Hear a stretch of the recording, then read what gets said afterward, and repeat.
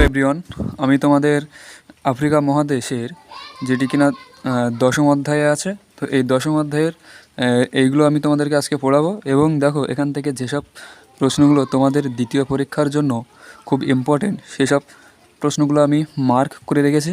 তো এগুলো তোমাদেরকে বিস্তারিত আলোচনা করে বুঝিয়ে দেবো, ঠিক আছে? তো কি বলছে দেখো, আয়তনে এবং জনসংখ্যায় পৃথিবীর দ্বিতীয় বৃহত্তম মহাদেশ আফ্রিকা। একই সঙ্গে পৃথিবীর উত্তর, দক্ষিণ এবং পশ্চিম গোলার্ধে অবস্থিত। তারপরে দেখো কি বলছে, যে নিরক্ষরেখা, কর্কট ক্রান্তিরেখা, মকর ক্রান্তিরেখা এবং মূল মধ্যরেখা চারটি আফ্রিকার উপর দিয়ে বিস্তৃত হয়েছে। তারপরে দেখো, সবথেকে মেন যে গুরুত্বপূর্ণ প্রশ্নটি এখান থেকে হয়, পূর্ব আফ্রিকাতেই পৃথিবীর প্রথম মানুষের উদ্ভব হয়েছিল। তারপরে চলে এসো, ইউরোপ মহাদেশ আর আফ্রিকা মহাদেশের মাঝে আছে জিব্রাল্টার প্রণালী। এশিয়া মহাদেশ আর আফ্রিকার মাঝে আছে লোহিত সাগর ও সুয়েজ খাল। তো এখান থেকে যে প্রশ্নগুলো খুব ইম্পর্টেন্ট হয়ে দাঁড়ায় সেগুলো হচ্ছে কি, দেখো, পূর্ব আফ্রিকাতেই পৃথিবীর প্রথম মানুষের উদ্ভব হয়েছিল এবং ইউরোপ মহাদেশ আর আফ্রিকা মহাদেশের মাঝে আছে জিব্রাল্টার প্রণালী। এই দুটি প্রশ্ন কিন্তু খুব ইম্পর্টেন্ট হয়ে দাঁড়ায়।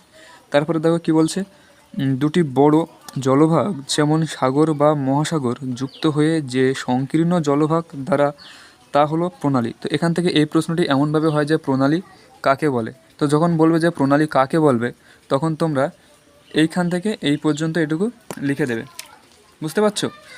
তারপরে কি বলছে দেখো, যদি বলে এখানে যে অন্ধকারাচ্ছন্ন মহাদেশ কাকে বলে, তখন তোমরা লিখবে, যদি এমসিকিউ আকারে পড়ে তখন আফ্রিকা মহাদেশকে লিখবে। আর যদি এসিকিউ আকারে প্রশ্নটি আসে অন্ধকারাচ্ছন্ন মহাদেশ কাকে বলা হয়, তখন তোমরা এইখান থেকে পুরো প্যারাটাই তোমরা লিখে দেবে। প্রাকৃতিক দুর্গমতা, অস্বস্তিকর, মানে যেখানে লোকজন স্বাভাবিকভাবে বাঁচতে পারে না বা থাকতে পারে না। উষ্ণ ও আর্দ্র জলবায়ু, গভীর জঙ্গল ও হিংস্র জন্তুর ভয় ইত্যাদি কারণের জন্য বহুদিন পর্যন্ত এই মহাদেশে আধুনিক সভ্যতার আলো এসে পৌঁছাতে পারেনি। এই জন্য এই মহাদেশকে অন্ধকারাচ্ছন্ন মহাদেশ বলা হয়। তো আফ্রিকাকে কেন অন্ধকারাচ্ছন্ন মহাদেশ বলা হয় সেটা বোঝা গেল।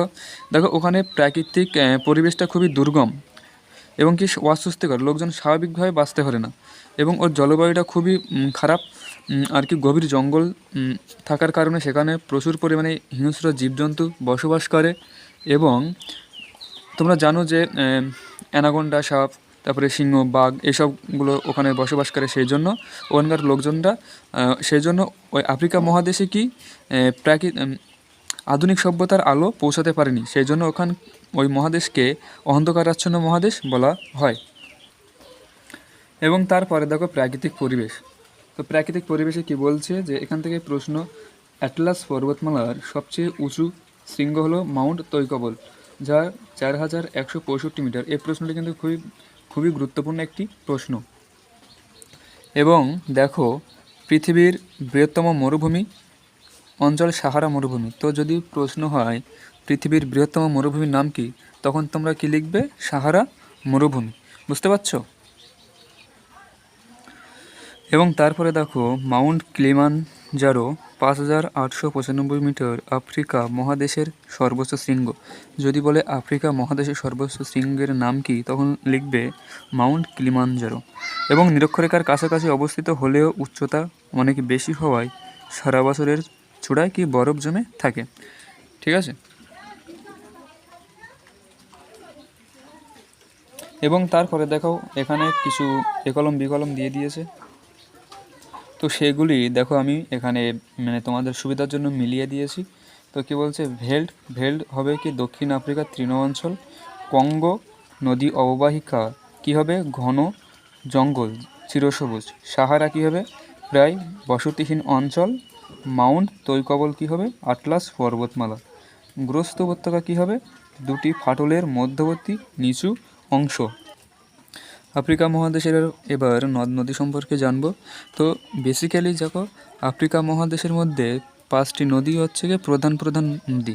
তো এই 5টি নদী, প্রথমে নীলনদ যা কিনা 6650 কিলোমিটার, এবং কঙ্গো নদী যার দৈর্ঘ্য 4700 কিলোমিটার, নাইজার নদী 4180 কিলোমিটার, জাম্বেজি নদী 2574 কিলোমিটার, অরেঞ্জ নদী 2200 কিলোমিটার দৈর্ঘ্য। তো এদের মধ্যে সবথেকে বড় যে নদীটি যার দৈর্ঘ্য সবথেকে বেশি সেটি কি? নীল নদ। এটা কিন্তু খুব গুরুত্বপূর্ণ একটি ইম্পর্ট্যান্ট প্রশ্ন। তারপরে দেখো নীলনদ। এবার নীলনদ সম্পর্কে এখানে আমরা কিছু জানবো। শুধু আফ্রিকা নয়, সারা পৃথিবীর দীর্ঘতম নদীর নাম কি? নীলনদ। এটা কিন্তু খুব গুরুত্বপূর্ণ একটি প্রশ্ন। এবং দেখো এই নীলনদের 10 ভাগ মানে কি বলা যায় যে আফ্রিকার মোট জলের 10 ভাগ জল কিন্তু এই নীলনদ দিয়েই প্রবাহিত হয়। তারপর দেখো এর দুটি ধারা রয়েছে, দুটো প্রধান ধারা এই নদী তৈরি করেছে। একটা হলো কি হোয়াইট নীল, যার উৎস বুরুন্ডি মালভূমি, এবং অন্যটার নাম কি? ব্লু নীল, যার উৎস ইথিওপিয়ার উচ্চভূমি। এবং তারপরে দেখো উত্তর সুদানের রাজধানী খার্তুম শহর হলো এই দুই ধারার মিলনস্থল।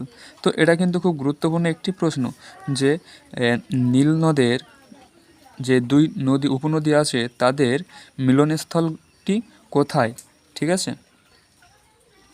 এবং তারপরে দ্বিতীয় নম্বরে আছে দেখো কঙ্গো নদী। তো আফ্রিকার দ্বিতীয় দীর্ঘতম নদীর নাম কি? কঙ্গো নদী। এটা এখান থেকে তেমন কোনো প্রশ্ন হয় না, তোমরা তাও একটু পড়ে রাখবে। এবং তৃতীয় নাম্বার আসে দেখো নাইজার নদী, পশ্চিম আফ্রিকার প্রধান নদী। তাহলে পশ্চিম আফ্রিকার প্রধান নদীর নাম কি? নাইজার নদী। তারপরে 4 নাম্বার আসে দেখো জাম্বেজি নদী। তো জাম্বেজি নদীর কী বলছে? আফ্রিকার চতুর্থ দীর্ঘতম নদী জাম্বেজি নদী। তারপরে এখান থেকে যে প্রশ্নটি হয় দেখো কি বলছে? এই নদীর পথে সৃষ্টি হয়েছে পৃথিবীর বিখ্যাত ভিক্টোরিয়া জলপ্রপাত। এই প্রশ্নটি কিন্তু খুব গুরুত্বপূর্ণ একটি প্রশ্ন যে ভিক্টোরিয়া জলপ্রপাত কোন নদীর ওপরে অবস্থিত, ঠিক আছে। তো ভিক্টোরিয়া জলপ্রপাত কোন নদীর উপরে অবস্থিত? জাম্বেজি নদী। এবং 5 নম্বরে কী বলছে দেখো অরেঞ্জ নদী পশ্চিম দিকে প্রবাহিত, আফ্রিকার পঞ্চম দীর্ঘতম নদী, ড্রাকেনসবার্গ পর্বত থেকে উৎপন্ন হয়ে আটলান্টিকে পড়েছে অরেঞ্জ নদী। তো এটা তেমন একটি কোনো গুরুত্বপূর্ণ প্রশ্ন এখান থেকে হয় না। সবথেকে গুরুত্বপূর্ণ প্রশ্ন হয় ভিক্টোরিয়া জলপ্রপাত কোন নদীর ওপরে অবস্থিত। তো এখান থেকে যেসব প্রশ্নগুলো আমি দাগিয়ে রেখেছি এখান থেকেই তোমাদের গুরুত্বপূর্ণ প্রশ্নগুলি হবে। তো তোমরা এই প্রশ্নগুলি খুব মন দিয়ে পড়বে এবং এই ধরনের ক্লাস পেতে তোমরা চ্যানেলটিকে সাবস্ক্রাইব করবে এবং ক্লাসটি ভালো লাগলে লাইক করবে।